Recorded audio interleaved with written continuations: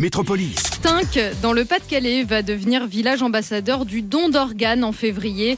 Une qualification proposée aux villes et villages par le collectif Greffe Plus en France pour informer et sensibiliser sur le don d'organes avec un symbole précis que nous détaille Éric Bulleux-Haussmann, président de Transhépato de France et transplanté il y a 7 ans. Quand une ville devient village ou ville ambassadeur, on a un petit ruban vert avec le nom village ou ville qui vont mettre en dessous du nom de la ville. Quand les gens vont passer, on veut que les gens s'interrogent en disant « Tiens, pourquoi ma ville est devenue village ambassadeur ?» Et on voudrait que les gens puissent le porter pour pouvoir entamer des conversations.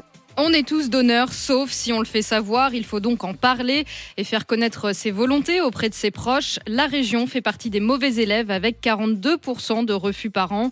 En retour, les communes s'engagent donc à mener des actions et animations. On signe une charte avec la ville. Dedans, elle doit faire une information auprès de ses concitoyens. Donc, on l'aide à monter des articles dans leur revue. Chaque fois qu'elle fait une manifestation, elle peut demander à ce qu'on intervienne. On peut sensibiliser dans les écoles, on peut sensibiliser dans des entreprises. On peut planter ce qu'on appelle un arbre de vie. On peut faire des pièces de théâtre, on peut faire des ciné-débats pour tuer toutes les idées. Pourquoi Tinques, Bézieux, Vimy ou Mondicourt? La démarche part souvent d'une histoire personnelle. Tinques, c'est une situation un peu particulière, mais ça existe dans beaucoup de villes au départ. À Tinques vit un jeune homme qui a 24 ans, qui s'appelle Antoine Sénéchal, qui est greffé du cœur. C'est comme ça que ça a démarré. Comme moi, j'ai fait avec Saint-Laurent-Blangy sur tous les départements des Hauts-de-France. On travaille déjà sur 89 villes qui nous ont contactés. Dans les Hauts-de-France, il y a déjà 12 villes d'installées et 14 qui ont donné leur accord. L'opération se développe puisque les mairies comme Douai sollicitent désormais le collectif.